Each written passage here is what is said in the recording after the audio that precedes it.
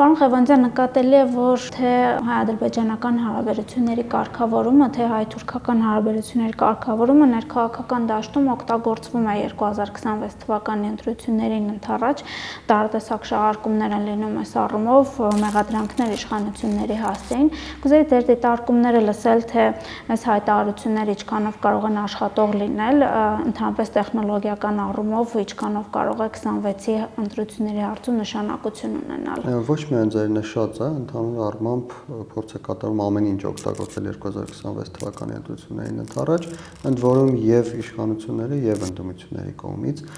այստեղ պետք է տարաբաժանեմ եւ արմատական ընդդիմության կողմից եւ ավելի չափավոր ընդդիմության կողմից։ Ինչ վերաբերում է կոնկրետ հայ-թուրքական հայ-ադրբեջանական բանակցություններին, սա պարարտ հող է, որի վրա կարելի է իշխանությունների քննադատել եւ ընդդիմությունը, այս դեպքում արմատական ընդդիմությունը ձեռ չի մնում այն օգտագործել իր նպատակների համար։ Մենք տեսնում ենք, որ ցանկացած մանրուք, ցանկացած փոփոխություն, որը տեղի է ունենում ոչ միայն քաղաքական դաշտում, ցանկացած դաշտում, այդ մարդիկ, ովքեր ում ես անվանում եմ արմատական ընդդիմություն, դա խորհրդարանական ընդդիմությունն է եւ այն քաղաքական ուժերը, որոնք հարում են ընդդիմության այդ թևին, այդ մարդիկ վերցնում են, փորձում են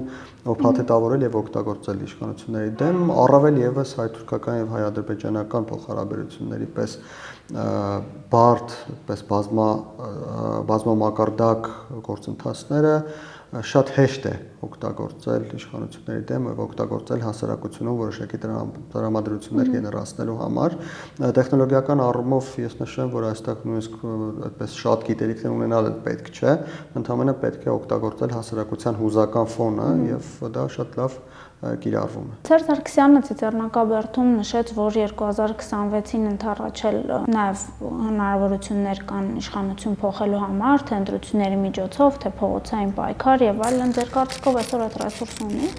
ընդդիմությունը։ Խոսքը եթե վերաբերում է Սերժ Սարգսյան եւ ընդդիմության իր թեմին, ես կարծում եմ այդ ռեսուրսը չունի, բայց եթե հաշվի առնենք Գյումրիում վերջին ընտրությունների հասարակական տրամադրությունները եւ Հայաստանի իշխանությունների թերացումները բազմաթիվ հարցերում, ապա այո, շատ հնարավոր է, ինչպես ցանկացած ժողովրդավարական երկրում, այնպես էլ Հայաստանում շատ հնարավոր է, որ իշխանությունը փոխվի։ Թեև ես նշեմ, որ իմ անձնական դիտարկումներով վերլուծությունների արդյունքում քաղաքացիական պայմանագիր կուսակցությունը այսօր էլ առաջատար է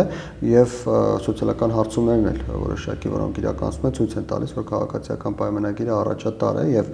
այն շատ մեծ հավանականությամբ կհավաքի ամենաշատ ձայներ, բայց արդյոք այդ ամենաշատ ձայները կբավարարեն, որպեսզի իշխանություն կազմի, ես կարծում եմ չեն բավարարի եւ ինչպես Գյումրիում, այնպես էլ այս դեպքում կոալիցիաների անհրաժեշտություն է լինելու։ Թե այդ կոալիցիաները ում մեջ կլինեն, դա արդեն այլ հարց։ Պարոն Ղևոնդյան, դուք 2018-ից մինչ այսօր, նաեւ 2018-ից առաջ հետևել եք ադրբեջանական հարաբերությունների կարգավորման Արցախյան հարցին, այսօր շահապետական պատգամավորը օրինակ նշում է, որ 2018-ին կար Արցախյան հարցը կարգավորելու հնարավորություն, եթե իշխանազավթում չլիներ։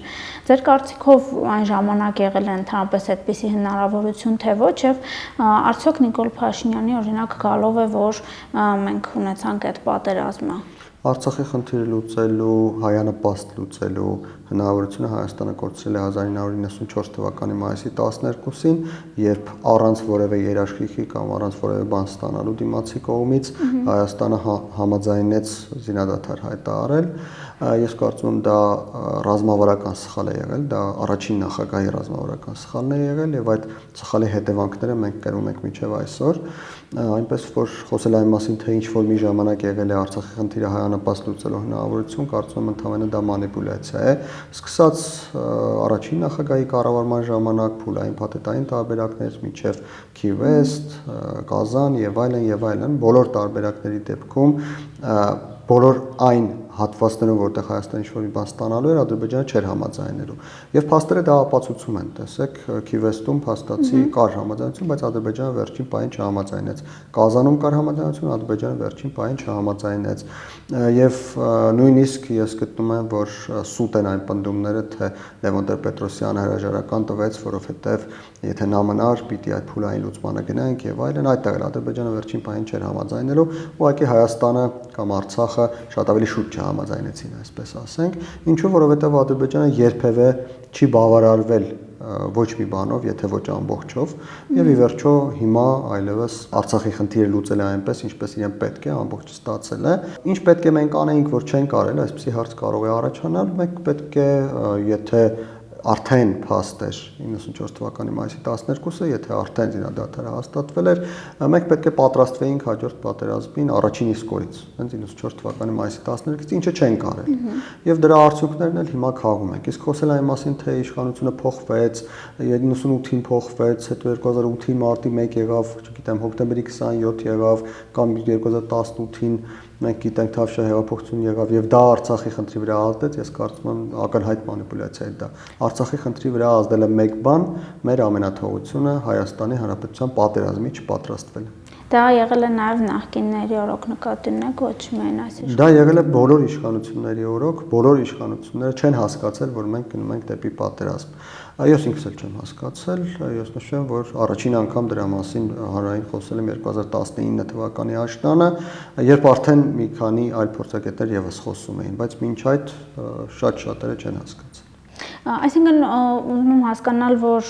այսպիսի շահարկումներ այս փուլում ընտրություններից առաջ ձեր կարծիքով հնարավոր է, օրինակ նախկինների նկատմամբ այդ վերաբերմունքի փոփոխության արժանանան։ Եթե մենք շահարկում ենք ամենացավոտ հարցը մեր հասարակության համար ու ասում, որ օրինակ եթե մնար Սերժ Սարգսյանը, այսպես չէր լինի, կամ որ հետ կա ավելի լավ լուծումներ են հնարավոր։ Տեսեք, Արցախի խնդրում որևէ լավ լուծում հնարավոր չէ, անկախ նրանից ով կլինի Հայաստանում իշխանության, գոնե այս փուլում մենք Արցախի հարցում որևէ բան փոխելու հնարավորություն չունենք, անկախ նրանից Հայաստանը կլինի անկախ, կլինի ռուսական գուբերնիա, կլինի թուրքական վիլայետ կամ չի լինի ընդհանրապես որևէ կերպ, անկախ նրանից հայերը այստեղ կապրեն, չեն ապրի, մեր ժամանակամիջոցում, այսինքն ես նկատում եմ մոտակա 10-20 տարիների ընթացքում Արցախի հարցում էական բան փոխելու հնարավորություն Հայաստանը չունի։ Եվ դա այն վճարն է, որ մենք վճարում ենք մեր նախկին սխալների համար 30 տարիների սխալների համար։ Իսկ դա հնարավոր կլինի արդյոք օգտագործել ընտրությունների համատեքստում, կարծում եմ որոշակի չափով այո, առավել եւս հաշվի առնելով, որ Հայաստանում ընտրությունները գոնե վերջին տարիներին իրականացում են, այսինքն մարդիկ քվեն տալիս են ոչ թե հանուն ինչ-որ բանի, այլ ընդդեմ ինչ-որ բանի, եւ հաշվի առնելով դա, հաշվի առնելով Հայաստանի իշխանությունների թերացումները, ինչի մասին ես ասացի, հաշվի առնելով, որ այս պահին Հայաստանի իշխանությունների քաղաքացիական պայմանագիր կուսակցությունը չունի 51% տանելու ռեսուրս, այս ամենը հաշվի առնելով գուցե հնարավոր լինի Արցախի խնդիրը օգտագործել մի փոքր քվեները ավելի ավելացնելու այդ հատվածից Սերժ Սարգսյանի կուսակցության, Ռոբերտ Քոչարյանի կուսակցության կամ այլ կուսակցությունների համար, բայց ես նորից նշեմ, որ դրանով հանդերձ ես չեմ կարծում, որ որևէ կուսակցություն հնարավորություն ունի միայնակ տանելու ավելի շատ ձայներ, քան քաղաքացիական պայմանագիրը, ակնհայտ է, որ քաղաքացիական պայմանագիրը առաջատար է։ Այստեղ նորից խնդիրը նրա մեջ է, թե առաջատար է քանի տոկոսով եւ արդյոք ինչպիսի կոալիցիաների հնարավորություն կլինի, որովհետեւ իրավիճակները կարող են տարբեր լինել, ես չեմ կարող հստակ կանխատեսել, ինչու, որովհետեւ մեկ բան է, եթե օրինակ ընտրություններին մասնակցում է Վարդան Ղուկասյանը, մեկ այլ բան է, եթե Վարդան Ղուկասյանը ընտրություններին չի մասնակցում, Գյումրիի Վարդան Ղուկասյանը չի, Միացյալ Նահանգների Վարդան Ղուկասյանը։ Մեկ բան է, երբ արևմտյան կողմնորոշում ունեցող թևը համախմբվում է եւ համախմբված է մասնակցում, բացարձակ այլ բան է, եթե նրանք չեն կարող համախմբվել։ Մեկ բան է, եթե Ռոբերտ Քոչարյանի եւ Սերժ Սարգսյանի թևերը համախմբված են մասնակցում, մեկ այլ բան է, եթե նրանք մասնակցում են առանձին։ Իսկ դուք այդ մասով ինչ կարծիք ունեք Սերժ Սարգսյանի եւ Ռոբերտ Քոչարյանի։ Ես ենթադրում եմ, որ ընդհանուր մասնակցություն չի լինելու, ավելին իմ կարծիքով այս թևերում էլ մի քանի կուսակցություններ են մասնակցելու, ինչպես Գյումրիում տեղի ունեցավ, երկուական կուսակցություն ներկայացնում էին այն թևը, որը երկուսը Ռոբերտ Քոչարյանի, երկուսը Սերժ Սարգսյանի թևը, նմանատիպ մի բան էլ լինելու է համապետական ընտրությունների ընթացքում, բայց դեռևս 1 տարի կա, շատ բան կարող է փոխվել, այնպես որ այս պահին կանխատեսել արդյունքներ շատ անշնորհակալ գործ կլինի։ Պարոն Ղևոնդյան, դուք խոսեցիք նաև արևմտամետ ուժերի մասին, ինձ հետաքրքիր է առհասարակ Ռուսաստանի քաղաքականությունը Հայաստանի հետ կապված, բոլոր այդ խորհրդային երկրներում Ռուսաստանը մշտապես ընտրությունների ժամանակ ունենում է հետաքրքրություններ, թեկնածուներ, եթե ոչ բացահայտ կոնե հայտարարությունների մակարդակով երևում է, ձեր դիտարկմամբ նախ հիմիկվա process-ների վրա ինչքանով կա արտաքին ազդեցություն, այն ինչ որ անում են դիմությունը, նաև հրապարակումներ կան, որ լոկալ սադրանքներ են հնարավոր տարբեր տեղերում, մինչև 26 թվականը քաոտիկ միջավայր ստեղծելու ինչքանով Ռուսաստանը սրանով հետաքրքրված կլինի եւ ընդհանրապես ձեր կարծիքով ինչ հետաքրքրություններ կլինեն արդեն ընտրությունների հետ կապված։ Ոչ միայն հետխորհրդային երկրներում, տեսեք Ռումինիայում օրինակ Ռուսաստանի ազդեցության պատճառով անվավեր ճանաչեցին ընտրությունները եւ փաստացի մեկ տեխնացուի հետ կապված խնդիրներ կային այնտեղ, այսինքն Ռուսաստանը շատ այլ տեղերում եւս բացի հետխորհրդային երկրներից փորձում է ազդեցություն ունենալ, եկեք չմոռանանք, որ ընդհանուր Միացյալ Նահանգներում կային նման խոսակցություններ եւ նման խնդիրը բացառելու համար գործընթացներ էին սկսվել։ Առավել եւս Հայաստանում, որը դեռևս Կրեմլում գտնվողների գլխում մնում է իրենց գաղութը եւ 2018 թվականից հետո տեղի ունեցածները նրանք վերաբերում են որպես անորակ որդու գործողություն, որը մի օր վերադառնալու է։ Առավել եւս Հայաստանում նրանց ազդեցությունը ակնհայտորեն շատ մեծ է։ Մեկ օրինակ էլ ես հիշեցի, ընդհանրապես նախորդին Ռուսաստանի արտաքին գործերի նախարարը շատ մեծ վրթովմունք է հայտնել առ այն, որ Qırğızստանում օրենք են ընդունել, որ իրենց պաշտոնյաները պիտի Qırğızերեն իմանան, ակնհայտ է, եթե այսպես բացենք Լավրովի ասածը, նշանակում է, որ ինչու եք դժվարեցնում մեր կողմից ձեզ մոտ գործակալներ ուղարկելու գործընթացը։ Փաստացի այդ մարդը դա է ասում, ոչ այդ բառերով, բայց դա է ասում, եւ այստեղ ոչ թե հետաքրքիր է այն, որ նա կարող է մտածել, որ գործակալներին պետք է հեշտ ուղարկի, այլ այստեղ հետաքրքիր է այն, որ երբ Qırğızstանը առանձին սուվերեն պետություն այդ գործընթացը փակելու համար կամ դժվարեցնելու համար ինչ որ բան է նախաձեռնում, Ռուսաստանի արտաքին գործերի նախարարը վրտովում է, որովհետև նա կարծում է, որ դա իր իրավունքն է գործակալներ ուղարկել առավել եւս խորհրդային երկրներ։ Նման վերաբերմունք է նաեւ Հայաստանի նկատմամբ, այստեղ պետք չէ այդպես վարդագույն ակնոցներ դնել եւ կարծել, թե Հայաստանը այլ պատմություն է, ընդհակառակը շատ ավելի վատ վերաբերմունք է Հայաստանի նկատմամբ, ուղարկելու կարիք էլ չկա, Հայաստանի ներսում գտնվողները կանեն այդ աշխատանքը, որը պետք է արվի եւ Հայաստանի ներսում գտնվողներն էլ հայերենին տիրապետում են, այնպես որ այստեղ ընդհանրապես Ռուսաստանը խնդիր չունի։ Եվ այս ամենը այսպես ամփոփելով ձեր հարցին ի պատասխան նշեմ, որ իհարկե Ռուսաստանը ամեն ինչ անելու է, որպեսզի Հայաստանը, ինչպես ասացի, այդ անառակ որդու նման ի վերջո վերադառնա Ռուսաստանի գիրկը, ի վերջո կարողանան նրանք Երևանի փոխարեն որոշումներ կայացնել, ինչպես կայացրել են մինչև 2018 թվականը, եւ այդ ամեն ինչ անելը ներառում է նաեւ թե ձեր նշած քաոսի օջախներ ստեղծել Հայաստանի ներսում, թե ազդեցությունը ընտրությունների գործընթացի վրա, թե ուղարկելը օրինակ տարբեր մարդկանց, որպեսզի Հայաստանի ներսում քաղաքական գործընթացներին մասնակցեն, ի վերջո Կանեն Կարապետյանի այդ վոյաժը, այսպես անվանենք, Հայաստան կարող է կրկնվել։ Պարոն Ղևոնդյան, հետաքրքիր է, որ փորձագետների մի մասը օրինակ նշում է, որ Հայաստանը հեչել Ռուսաստանից օրինակ չի փոխվել, տեսեք հապկից դուրս չենք եկել, ԵՏՄ-ից դուրս չենք եկել, ինձ հետաքրքիր է ձեր դիտարկումները, դուք նշեցիք մինչև 18 թվականը, ինչպես որ կայացվել է, ինչ որ բան փոխվել է ձեր կարծիքով։ Ինչ որ բան փոխվել է, իհարկե չի փոխվել այնքան, ինչքան կարող էր փոխվել եւ ինչքան ես կցանկանայի, որպեսզի փոխվել, իսկապես շատ լավ կլիներ, որպեսզի Հայաստանը հապկի անդամ չլիներ, շատ ավելի ներկայանալի կլինեինք մենք աշխարհում, շատ ավելի շատ բան կարող էինք ստանալ, այն որ խոսում են, թե տեսեք հապկը չի խանգարում, որ Ֆրանսիայից ինչ որ բան ստանանք, իսկ ով ասաց, որ հապկը չի խանգարում, որ ինչ որ բան ստանանք, օրինակ Գերմանիայից կամ Շվեդիայից կամ մեկ այլ երկրից։ Եթե Ֆրանսիայի դեպքում չի խանգարում, մյուսների դեպքում ակնհայտորեն խանգարում է, այսինքն եթե հապկում չլինեինք, ապա կարող էինք ստանալ ոչ միայն Ֆրանսիայից եւ Հնդկաստանից, այլև տասնյակ այլ երկրներից եւս, ինչը այս պահին հնարավոր չէ։ Իհարկե գուցե բացահայտ մեզ չեն ասում, բայց ակնհայտ է, որ անհանգստություններ կան եւ այդ պատճառով մենք խնդիրներ ունենում ենք։ Լավ կլիներ, որպեսզի Հայաստանը չլիներ անդամ, բայց մենք ունենք ակնհայտ փոփոխություն 2000 մինչև 2018 թվականը եղածի համեմատ, այդ փոփոխությունն այն է, որ որոշումներ կայացվում են Երևանում։ Մինչև 2018 թվականը արտաքին քաղաքականության հետ կապված եւ ներքին քաղաքականության մի մեծ մասի հետ կապված որոշումներն էլ կայացվել են Մոսկվայում։ Այսօր այդպես չէ, այսօր որոշումները կայացվում են Երևանում, գուցե շատ զգայուն թեմաների հետ կապված, օրինակ մայիսի 9-ին մասնակցել թե չմասնակցել, գուցե այս որոշումները դեռևս կայացվում են Մոսկվայում, բայց օրինակ Հռոմի ստատուտը վավերացնել թե չվավերացնել որոշում ենք մենք եւ ոչ թե Մոսկվայից են որոշում։ Կամ թուրքերի հետ բանագնաց նշանակել, բանակցել թե չէ, որոշում ենք մենք եւ ոչ թե Մոսկվայում են որոշում ֆուտբոլային դիվանագիտություն իրականացնել օրինակ։ Եկեք չմոռանանք, որ Սերժ Սարգսյանը Մոսկվայում էր հայտարարում, որ նա ցանկանում է ֆուտբոլային դիվանագիտություն գործողություն իրականացնել, ակնհայտ է, որ դա Մոսկվայի հետ համաձայնեցված էր եւ գործողություններում էլ Մոսկվայի մասնակցությունը շատ մեծ է։ Այսինքն ընդհանուր առմամբ այդ որոշումների կայացման կետը փոխվել է։ Եկել է Հայաստան։ Այլ բան է, որ Հայաստանի իշխանությունները վախվորած են, Հայաստանի իշխանությունները չափից դուրս եւ շատ դեպքերում